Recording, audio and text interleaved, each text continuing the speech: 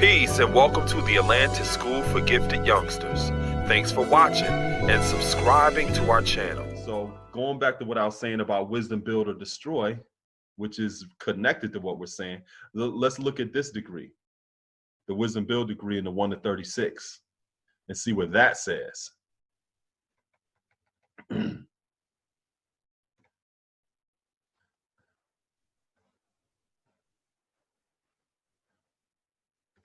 This says, yes, a trader made an interpretation that they would receive more gold for their labor, which was more than they were earning in their own country. So when you're thinking about that in the context of that lesson, it's basically talking about how some of our people came over here through the transatlantic slave trade in hopes of earning more gold than what we received in our own country. And that just corresponds to what I'm actually saying right now in terms of self-control. Sometimes we may think that the grass is greener on the other side, and it usually is because it's artificial turf. So if we're able to be distracted and to look over there and think something's better over there, and we don't have enough sense of integrity and self-control to be able to see it for what it is, not what it appears to be, then that is what ultimately makes us susceptible to being put in the type of situation that our people were put into, enslavement. And that's what it's talking about in that degree. We were thinking that this was actual gold. And when we went through the 1 to 36, I talked about one of the traditions when you had homesteaders moving out west in this country, where you had people setting up townships and stuff like Deadwood.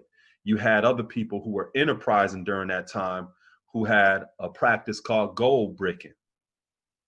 You would also see it, if you watch like old Western films and stuff, you also see people who would come through townships and they will be striving to sell like these magical recombinator potions that heals all ills and stuff. And you've seen that stuff before, correct? They'd charge you a certain amount of money and stuff like that and tell you what it is. And they put on this big elaborate thing and tell you, you know, buy it. We only got so much left. They'd sell it all up. And then by in the morning when you wake up, they done moved on to another township. They got you. People would do the exact same thing. When gold became popular during that time, they would take regular bricks and paint it gold and tell you that it's a brick of gold, and you would actually give them something of real value for that gold brick. That's what they call fool's gold, gold bricking. So that lesson in terms of a trader making an interpretation that we would receive more gold for our labor, which is more than we was earning in our own country, is also speaking to what I was saying in terms of wisdom being intelligence and right discernment, and those other different aspects of intelligence, and how if a person's not able to rightly discern what wisdom is, it puts you in a situation where you're going to be looking for some fool's gold. And that is a situation that sometimes we find ourselves in. You know, people saying something and they sound real swift and intelligent and all this other shit, but they not right. They're just not right. So now when you add wisdom and build together, you get 10. That's justice. The 10th letter in our alphabet, justice. So let's take it to another degree. Let's take it to the 10th degree. Who is that mystery God? That's the 10th degree in the 1 to 40s.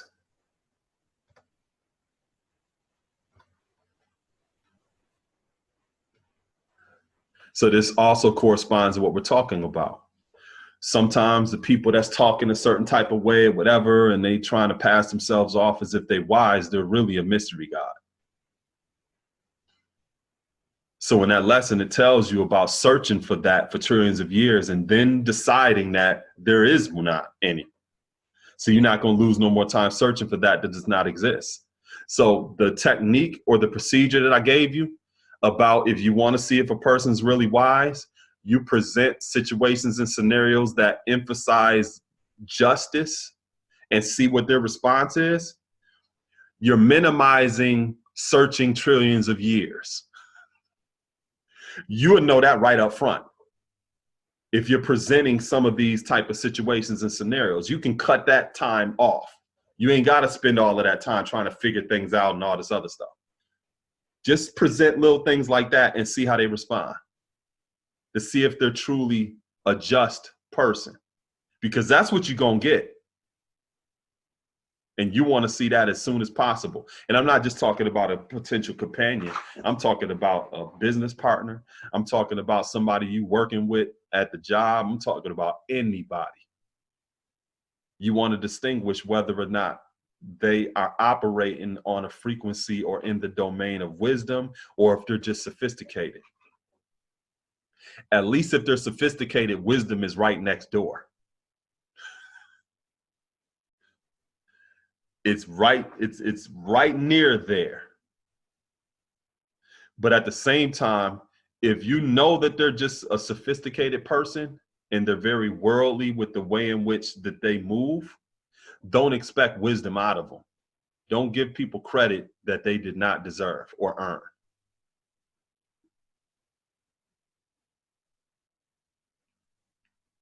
So now you take it to this degree.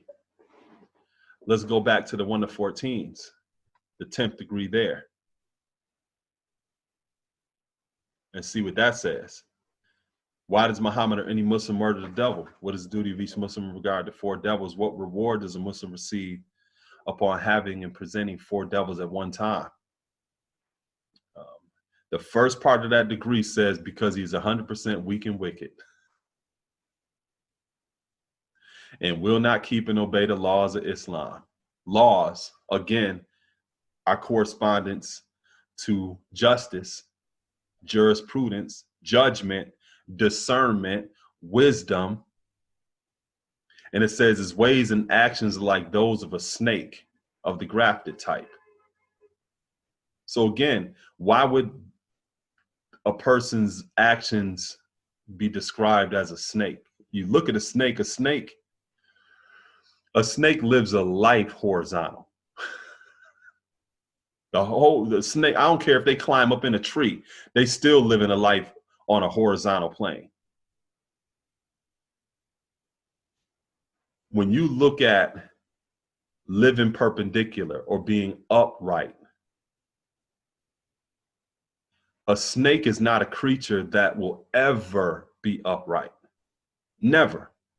It's not even created to be upright. So a perpendicular angle is a right angle. You're never going to get that out of a snake. Never.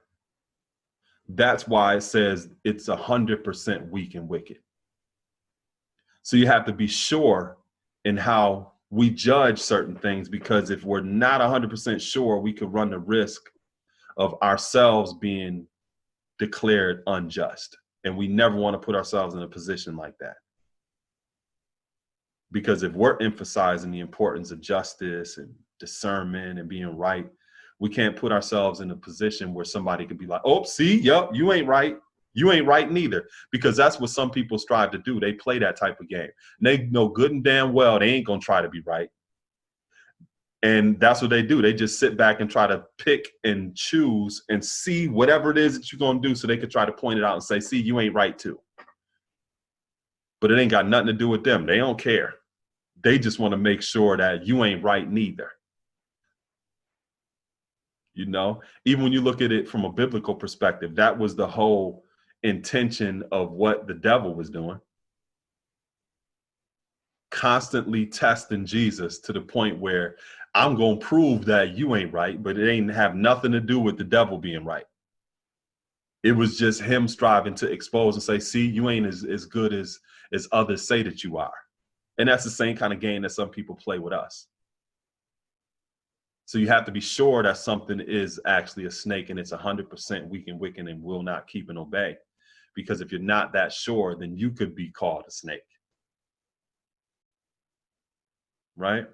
And it goes right back into what we were talking about a little earlier about if allowed to live, it would just sting somebody else. So if you declare something to be what it is, you got to stand on that.